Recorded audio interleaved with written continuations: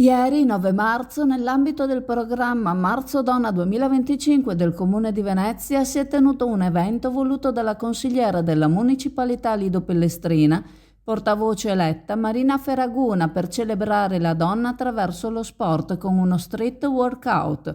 Il circuito veneziano all'aperto con la musica in cuffia ha visto 15 tappe. I 250 partecipanti hanno affiancato le Miss semifinaliste nazionali venete del concorso Miss Mondo, con a capo la manager Antonella Marcon. L'evento è stato patrocinato dall'Associazione dei Gondolieri.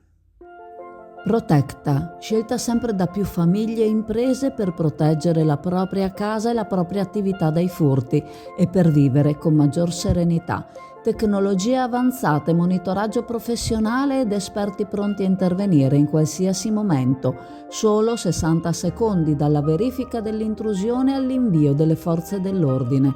Contatta Protecta per un consulto adatto alle tue esigenze. 800 778 779. Affidati a Protecta, sempre al tuo fianco.